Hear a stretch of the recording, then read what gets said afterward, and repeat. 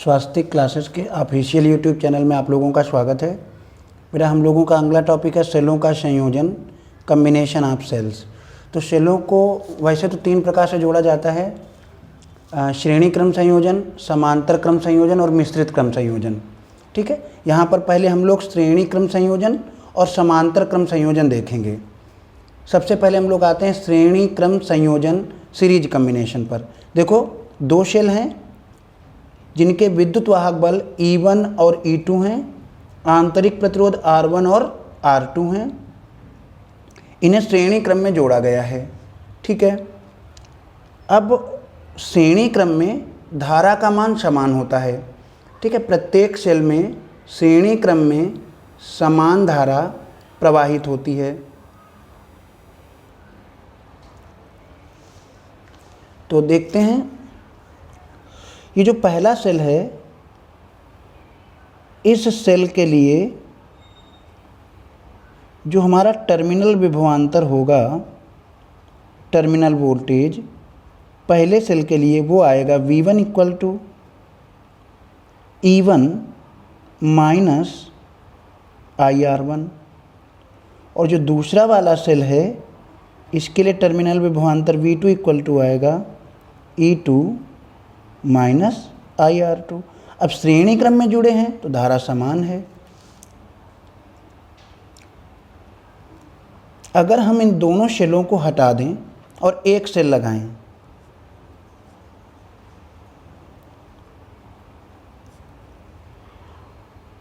और जो ये सेल लगाएं उसका टर्मिनल वोल्टेज उतना ही हो जितना इन दोनों का मिला करके है, तो हम लिख सकते हैं capital V equal to V1 plus V2। V1 आएगा हमारा E1 माइनस IR1 और V2 आएगा हमारा E2 माइनस IR2। अच्छा, इस V को हम लोग ऐसे लिख सकते हैं, अगर दोनों का कुल प्रतिरोध R इक्विवेलेंट लिखा जाए, दोनों सेलों का कुल विद्युत वाहक बल E इक्विवेलेंट लिखा जाए, ये कुल का मतलब तुल्य से है यहाँ पर, तो V आएगा हमारा E equivalent minus I R equivalent. इसको लिखते हैं E equivalent minus I R equivalent is equal to E1 plus E2। इन दोनों में I common, R1 plus R2। अब जब हम कंपेयर करेंगे बेटा, तो E1 plus E2 equal to आ जाएगा E इक्विवेलेंट।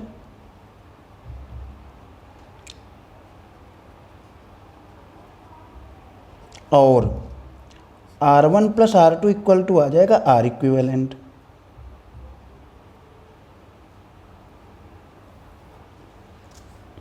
तो श्रेणी क्रम संयोजन में कुल विद्युत वाहक बल सभी विद्युत वाहक बलों के बीजगणितीय योग के बराबर होता है, और तुल्य प्रतिरोध जो होता है वो उनके प्रतिरोधों के योग के बराबर होता है। अब इसमें कितने सेल हमको दिखाए गए? 2। अगर ऐसे ही n सेल हों तब क्या करेंगे? n सेलों के लिए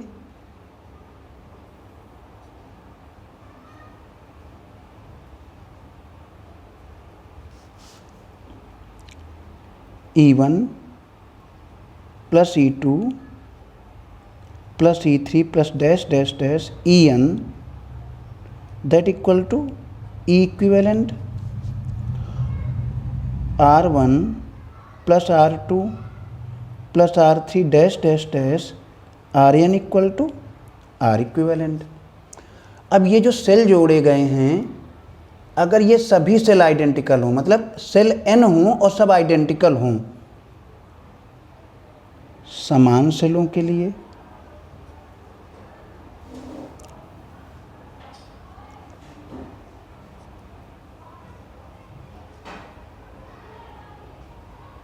फॉर आइडेंटिकल सेल्स, तो अगर आइडेंटिकल सेल हैं तो E इक्विवेलेंट इक्वल टू हो जाएगा, यहाँ पर भी E, यहाँ पर भी E, यहाँ पर भी, यहाँ पर भी E, कितनी बार? n बार, यानी E E E n बार, उसको लिख लेंगे Ne। और आर आर आर एन बार तो उसको लिख लेंगे एन आर। अब देखो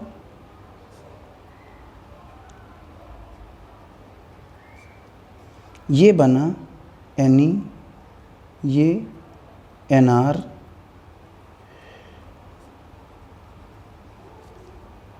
मान लेते हैं वाह्य प्रतिरोध कितना है, कैपिटल आर। तो यहाँ से जो धारा आई आएगी वो होगा हमारा N E upon N R plus capital R. तो हमने जो सीखा वो ये है कि जब सेलों को श्रेणी क्रम में जोड़ा जाता है तो श्रेणी क्रम में जोड़ते समय सभी विद्युत वाहक बलों को सीधे जोड़ देते हैं, ठीक है। जितना भी E1, E2, E3, E4 जो भी होगा उसे सीधे जोड़ते चले जाएंगे, बस पोलैरिटी का ध्यान रखेंगे, पोलैरिटी एक ही दिशा में होनी चाहिए।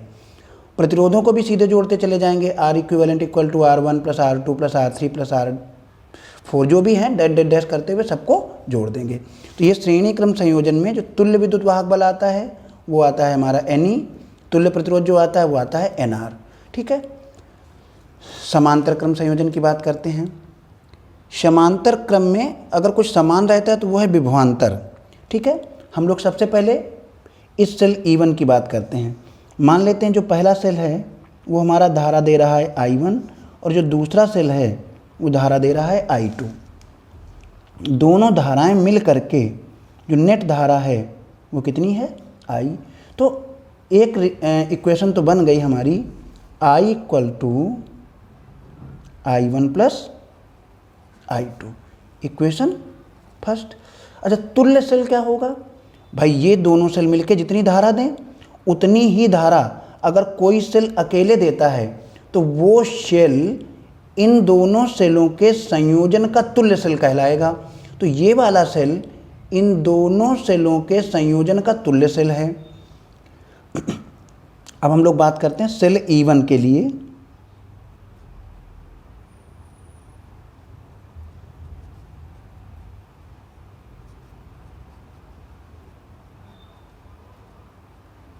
जो सेल E1 है उसके लिए V इक्वल टू आएगा E माइनस आई आर।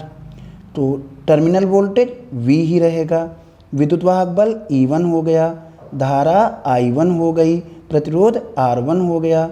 यहाँ से जब धारा निकालोगे I1 तो वो आएगी E1 minus V upon R1।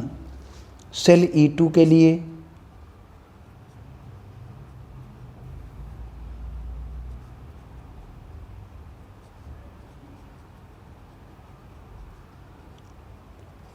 Cell E2 के लिए V ही रहेगा क्योंकि समांतर क्रम में टर्मिनल वोल्टेज सेम रहता है। E2 माइनस I2R2, यहाँ से I2 आ जाएगा E2 minus V upon R2। जो तुल्य विद्युत वाहक बल, जो तुल्य सेल है हमारा, उसके लिए जो तुल्य विद्युत वाहक बल है वो E इक्विवेलेंट है और तुल्य प्रतिरोध है वो R इक्विवेलेंट है। अब इस सेल के लिए अगर हम लोग V लिखें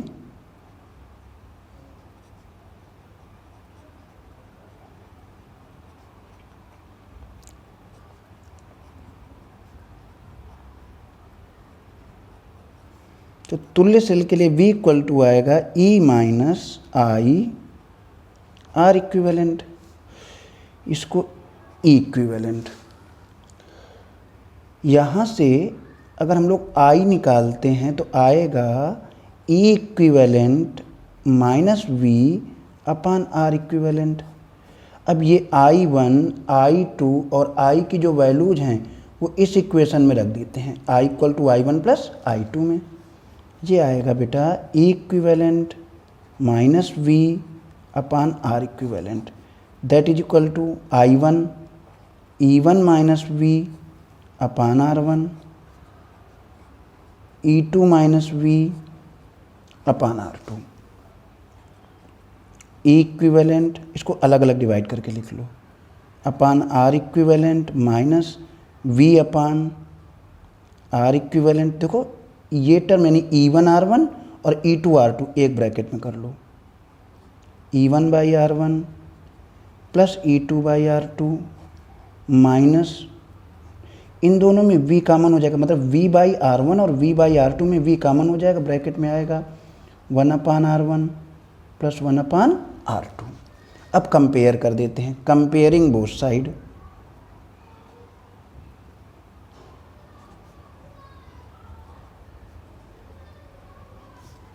जब कंपेयरिंग करेंगे तो देखो इस V के बगल में कितना लिखा हुआ 1/R इक्विवेलेंट,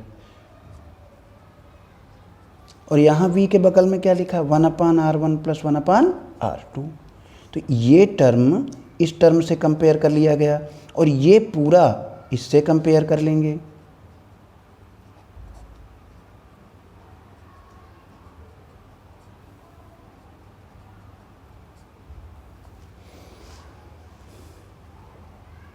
n सेलों के लिए पैरेलल में अगर n सेल कनेक्टेड हों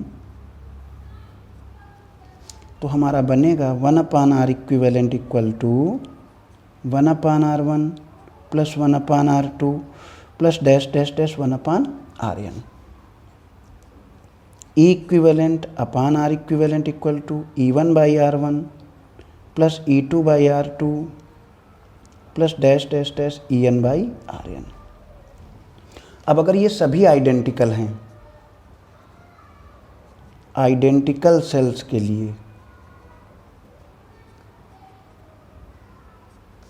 तो अगर ये सभी सेम होंगे तो 1/R इक्विवेलेंट इक्वल टू आ जाएगा N/R, यहाँ से R इक्विवेलेंट निकलेगा R/N, और इस जगह से जब निकालेंगे तो E equivalent upon R equivalent N times E/R हो जाएगा।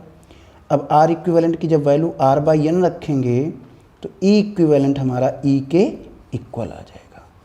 तो समांतर क्रम संयोजन में जो तुल्य विद्युत वाहक बल होता है वो अगर आइडेंटिकल सेल हैं तो E इक्विवेलेंट E के ही बराबर आता है, और R इक्विवेलेंट हमारा R/N के इक्वल आता है। ठीक है, तो ये हमारा पैरेलल कॉम्बिनेशन हो गया। अब इन दोनों पर बेस्ड कुछ क्वेश्चंस हैं, उन क्वेश्चंस को हम लोग सॉल्व कर लेते हैं।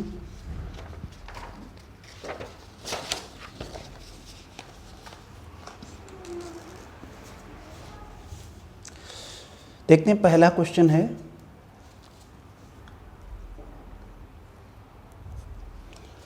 कह रहे हैं ये जो चित्र दिखाया गया है इसका तुल्य विद्युत वाहक बल ज्ञात कीजिए। देखो भाई, ये जो सर्किट है उसमें दो शेल हैं, एक 6 वोल्ट का है, एक 12 वोल्ट का है। इसका आंतरिक प्रतिरोध 1 ओम है, इसका 2 ओम है। ये पैरेलली कनेक्टेड हैं। ठीक है, तो पैरेलल कॉम्बिनेशन के लिए अभी हम लोगों ने सीखा है जो तुल्य प्रतिरोध आएगा वो आएगा 1/R equivalent equal to 1/R1 plus 1/R2। R1 कितना हुआ 1, R2 कितना हुआ 2। तो यहाँ से जो R इक्विवेलेंट है वो हमारा आ जाएगा 2/3। ठीक है, और जब तुल्य विद्युत वाहक बल निकालते हैं तो फार्मूला लगाया जाता है E equivalent upon R equivalent equal to E1/R1 plus E2/R2। अब E इक्विवेलेंट हमें निकालना है, E equivalent upon R equivalent, ये 2/3 है, 2 बाई वाला 3 ऊपर ले जाओ, that is equal to E1/R1। E1 6 है और R1 1 है, 6/1। E2 12 है, R2 हमारा 2 है। तो ये आया 3 equivalent upon 2 that is equal to, ये 12 हो गया भाई। E इक्विवेलेंट आएगा आपका 12 इंटू 2/3, यहाँ से 8 वोल्ट। E इक्विवेलेंट आ गया 8 वोल्ट। दूसरा क्वेश्चन देखते हैं। ये जो दूसरा क्वेश्चन है इसमें केवल पोलैरिटी पर ध्यान देना। देखो 2 वोल्ट ऐसे, माइनस से प्लस, छोटी प्लेट से बड़ी प्लेट, 6 वोल्ट माइनस से प्लस, 4 वोल्ट, ये उल्टा हो गया। अब जब हम लोग इसके लिए E इक्विवेलेंट निकालेंगे तो श्रेणी क्रम है, सीधे जोड़ना है, E1 plus E2 plus E3। तो E1 हमारा ये 2 volt, E2 6 volt, E3 minus का 4 वोल्ट अपोजिट पोलैरिटी के कारण। तो 6 2 8, 8 में 4 गया, 4 वोल्ट आया। अच्छा, R equivalent R1 plus R2 plus R3 तीनों को जोड़ देंगे, ये 3 ओम हो गया। हर एक 1 ओम है, 3 ओम हो गया। अब जो ये पूरा सर्किट है, इस सर्किट को ध्यान से देखो, इस सर्किट को हम एक सिंगल सर्किट में कन्वर्ट कर सकते हैं। उस सिंगल सर्किट में होगा क्या कि जो नेट ईएमएफ है, यानी तीनों सेलों को हटाकर अगर एक लगाएं तो वो कितना है, 4 वोल्ट, और रेजिस्टेंस जो है वो 3 ओम, और जो बाह्य प्रतिरोध है जिसमें धारा भेजनी है वो भी कितनी है, 3 ओम। अब I इक्वल टू क्या पढ़ा हम लोगों ने, हमने पढ़ा है E equivalent upon R equivalent, मतलब परिपथ का कुल विद्युत वाहक बल। तो विद्युत को बहाने वाला बल कितना है, 4 वोल्ट, और R इक्विवेलेंट 3 + 3 6, तो यह आया 4/6 2/3 एम्पियर। एक और ये क्वेश्चन देखते हैं हम लोग।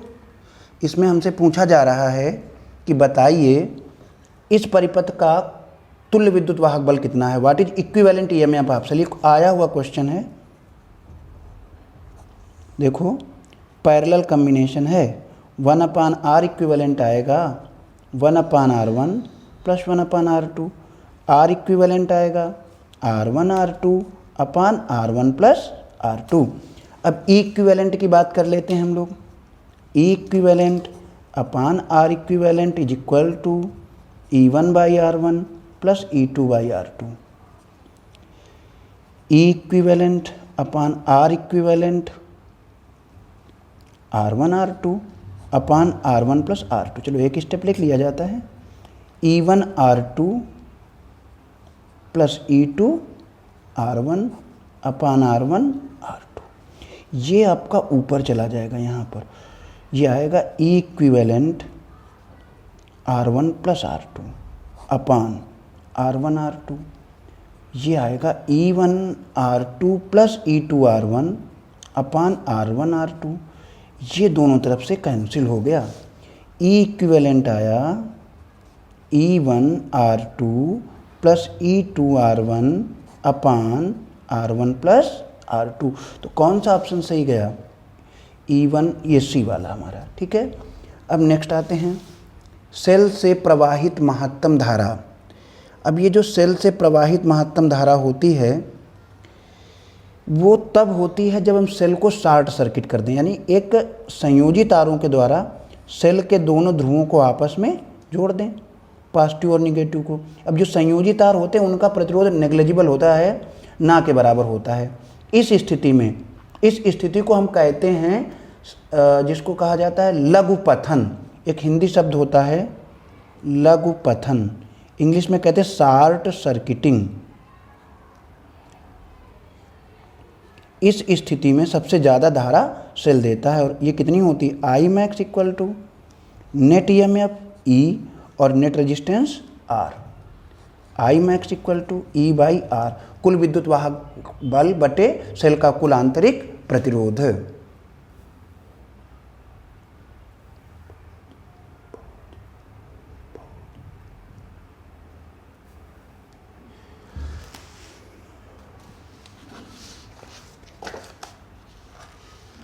देखो एक और क्वेश्चन देखते हैं। एक कार एक बैटरी से जुड़ी हुई है जिसका विद्युत वाहक बल 12 वोल्ट है, 12 वोल्ट है, और सेल का आंतरिक प्रतिरोध 0.5 ओम है। देखो बेटा, जब कार को स्टार्ट करते हैं तो स्टार्ट करते समय हमारा अन्य कोई भी पार्ट ऑपरेट नहीं होता, और इस समय जो सेल उससे धारा ली जाती है वो सबसे ज़्यादा धारा होती है। तो I मैक्स इक्वल टू आएगा E/R। E है हमारा 12, R है 0.5, करंट हो गई 24 एम्पियर। नेक्स्ट है कॉन्सेप्ट सेलों का विपरीत ध्रुवता में जुड़ना, बहुत इंपॉर्टेंट है ये। देखो कुल सेल हैं M और प्रत्येक का विद्युत वाहक बल है E, तो जो E नेट आना चाहिए ना वो हमारा आना चाहिए Me, क्योंकि सभी सेल हमारे श्रेणी क्रम में जोड़े गए हैं, ठीक है। अब अगर इनमें से कुछ सेल उल्टे जुड़ जाएं ठीक है, मान लेते n सेल उल्टे जुड़ गए। तो देखो अगर मान लीजिए हमारे पास 6 सेल हों और 6 सेल में 2 सेल उल्टे जुड़ जाते हैं तो क्या होगा, 2 सेल अन्य 2 सेलों को भी खराब कर देंगे, उनका ईएमएफ भी काम नहीं करेगा। ठीक है, तो इस तरीके से अगर n सेल उल्टे जुड़ते हैं तो अपने साथ साथ n सीधे जुड़े हुए सेलों का भी जो विद्युत वाहक बल होता है ना, उसके प्रभाव को भी निगलेक्ट कर देते हैं। इसका मतलब जितने उल्टे जुड़े हैं वो अपने से 2 गुने विद्युत वाहक बल को कम कर देते हैं। तो नेट ईएमएफ आएगा ME minus 2NE, M minus 2N into E, ये हमारा ई नेट हो गया। अब एक क्वेश्चन दिया है कि 10 सेल हैं, 10 सेलों को श्रेणी क्रम में जोड़ा जाता है, तो जिनके प्रत्येक का विद्युत वाहक बल 2 वोल्ट है। तो ई हमारा हुआ 2 वोल्ट और हर एक का आंतरिक प्रतिरोध दे रखा है 0.5 ओम। हमसे कुल विद्युत वाहक बल पूछते हैं E net. E net equal to क्या होता है, ME माइनस NE। M क्या है, कुल सेलों की संख्या, कितने हैं, 10 हैं क्वेश्चन में, 10, ई का मान 2, कितने उल्टे जुड़ गए हैं, ठीक है, 4 सेल, जोड़ते समय 4 सेल उल्टे जुड़ जाते हैं। तो n का मान कितना हो गया, 4, 2 इंटू 4, ई का मान कितना आया, 2, ये आया 20 माइनस 4 दूनी 8 दूनी 16, 20 में 16 गया 4 वोल्ट। ठीक है, एक और कॉन्सेप्ट है कि सेल से कितनी ज़्यादा से ज़्यादा शक्ति ली जा सकती है अगर कोई सेल दिया हुआ है। तो पावर, ये आउटपुट पावर जो है वो है I² R। I कितना होगा, नेट ईएमएफ अपान नेट रेजिस्टेंस, ये वैल्यू हमने यहाँ रख दी। इसको डिफ्रेंशिएट करते हैं, dP बाई dR, डिफ्रेंशिएट करो, E² बाहर हो गया, फर्स्ट बाई सेकंड का फार्मूला लगाओ, R प्लस स्मॉल r की power 4, R plus small r का होल स्क्वायर, R का डिफ्रेंशिएशन 1 आएगा माइनस कैपिटल R, इसका डिफ्रेंशिएशन आएगा R plus R into 2, dP by dR, E² R plus R की power 4, ये बाहर हो गया, अंदर आया R plus R minus 2R। महत्तम शक्ति के लिए ये वैल्यू 0 होनी चाहिए। जैसे ही इसको 0 करेंगे ये जो टर्म है हमारा ये भी 0 हो जाएगा, क्योंकि ये 0 हो नहीं सकते। कितना 0 होगा, R minus capital R equal to 0, R equal to small r। इसका मतलब है अगर बाह्य प्रतिरोध आंतरिक प्रतिरोध के बराबर है तो सेल हमारा सबसे ज़्यादा शक्ति डिलीवर करता है। अगर एक्सटर्नल रेजिस्टेंस इंटरनल रेजिस्टेंस के इक्वल है तो उस समय सबसे ज़्यादा पावर डिलीवर होती है।